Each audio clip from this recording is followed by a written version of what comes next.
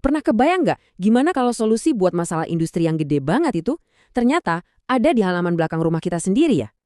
Nah, hari ini kita bakal bongkar kisah luar biasa dari batu licin. Ini cerita soal pasir, kapal, dan kecerdasan lokal yang bisa mengubah segalanya. Kedengarannya aneh banget kan? Tapi ini beneran terjadi di Batu Licin. Daerah ini kaya akan pasir, tapi industri kapalnya malah beli pasir yang sama dari luar kota dengan harga yang jauh lebih mahal. Ini kan sebuah paradoks ekonomi yang sama sekali nggak masuk akal, dan kita bakal cari tahu kenapa bisa begini. Jadi gini, Batu Licin di Kalimantan Selatan itu lagi ngebut banget pertumbuhannya. Industri perkapalannya tumbuh pesat. Tapi ada satu masalah besar yang mahal banget dan tersembunyi di balik kesuksesan ini.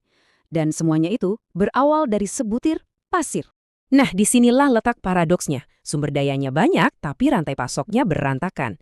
Biar kita kebayang sebesar apa masalahnya, kita perlu lihat dulu skala pertumbuhan industrinya. Coba bayangin, cuma dalam 5 tahun terakhir, ada 5 galangan kapal raksasa baru yang muncul. Ini pertumbuhan yang gila-gilaan. Nah, setiap kapal yang dibuat atau diperbaiki itu kan harus dibersihin dulu dari karat dan cat lama. Proses ini namanya sandblasting.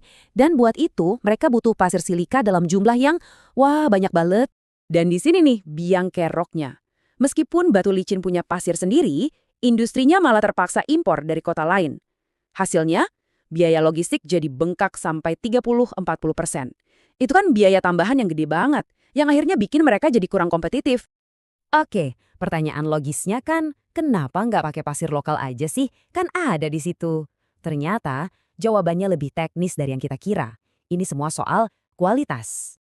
Kalau kita jejerin gini, bedanya kelihatan banget. Pasir lokal yang diproses manual itu seringkali masih basah. Ukurannya campur aduk, nggak seragam. Sementara standar industri itu butuh pasir yang kering kerontang, dengan ukuran butiran yang presisi banget. Standar kayak gini cuma bisa dicapai kalau diproses pakai mesin modern. Jadi intinya ada 3 masalah utamanya. Pertama, pasir yang ukurannya gak seragam, itu hasilnya jadi nggak rata. Kedua, pasir yang basah bisa bikin mesin sandblasting yang harganya mahal, itu jadi mampet dan rusak. Dan yang paling parah, tanpa kontrol kualitas yang jelas, kualitas pasir di satu karung bisa beda jauh sama karung lainnya. Buat industri yang butuh presisi, ini resep jitu buat bencana. Coba deh, bayangin betapa anehnya proses ini. Pasir ditambang di Batu Licin, terus dikirim ratusan kilometer jauhnya cuma buat diolah, terus dibeli lagi dan dikirim balik ke Batu Licin dengan harga yang lebih mahal. Gila kan? Ini benar-benar buang-buang duit dan waktu yang luar biasa. Tapi, di tengah masalah yang ruwet ini, ada sekelompok orang yang justru ngelihat peluang. Sebuah tim riset dari Politeknik Batu Licin, yang mereka sebut Marbitek, memutuskan untuk turun tangan. Mereka mau mengubah masalah ini jadi solusi yang benar-benar dibuat oleh dan untuk Batu Licin. Kunci dari pendekatan mereka itu ada di konsep teknologi tepat guna. Maksudnya apa? Jadi mereka nggak bikin sesuatu yang super canggih dan mahal. Mereka justru merancang solusi yang pas, yang cocok banget buat Batu Licin, gampang dipakai sama bisnis kecil di sana, dan masuk akal secara hitungan ekonomi. Dan inilah dia solusinya. Sebuah mesin sortir dan pengering pasir yang terintegrasi.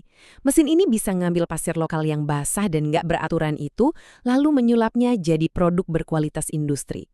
Mesin ini bisa misahin ukuran pasir dengan presisi, ngeringin sampai standar, dan kapasitasnya gede banget. Ini benar-benar game changer. Tentu aja, inovasi kayak gini kan butuh biaya ya.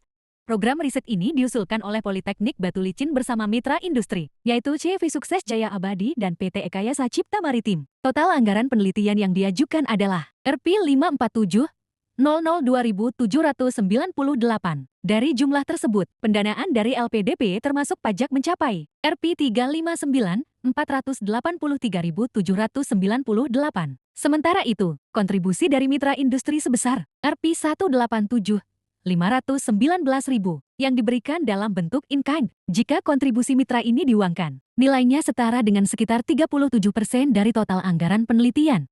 Nah, keberhasilan proyek ini benar-benar terletak pada kerjasama tim yang unik banget. Ini tuh contoh keren dari apa yang disebut kolaborasi model quadruple helix. Gampangnya, ada 4 pilar utama yang kerja bareng. Akademisi dari Politeknik bawa ide dan inovasinya. Industri kecil lokal siap jadi penggunanya. Konsultan industri bantu mastiin standarnya pas. Dan pemerintah nyediain dananya. Sempurna kan? Semuanya pas, saling ngisi. Terus, apa dampaknya? Nah, ini yang seru. Ternyata, manfaat dari satu mesin ini jauh lebih besar dari sekedar ngebantu galangan kapal. Efeknya itu menyebar ke seluruh perekonomian lokal dengan cara-cara yang bahkan gak terduga sebelumnya. Oke, jelas. Galangan kapal jadi pengguna utamanya. Tapi coba lihat deh, siapa lagi yang butuh pasir berkualitas ini? Ada industri boiler, ada PDAM buat nyaring air minum kita, bahkan depot air minum isi ulang juga butuh. Dan yang paling mengejutkan, pasir kucing. Siapa sangka kan? Satu inovasi sederhana ternyata bisa membuka pasar yang jauh lebih luas dari yang dibayangkan. Kalau kita lihat dari sisi ekonomi, dampaknya ini luar biasa. Biaya logistik anjlok, nilai tambah dari sumber daya lokal jadi naik, dan biaya operasional industri jadi turun. Sederhananya, ini adalah kemenangan besar buat ekonomi lokal. Uang yang tadinya terbang keluar dari Batu Licin, sekarang tetap berputar di sana, menghidupi ekonomi daerah. Jadi, apa sih pelajaran utama dari semua ini? Solusi yang paling ampuh itu seringkali bukan yang paling canggih atau yang diimpor dari jauh. Solusi terbaik itu lahir dari pemahaman yang mendalam soal masalah lokal yang kemudian diselesaikan dengan keahlian dan sumber daya yang juga lokal. Dan mungkin dampak yang paling dalam itu ada di sini.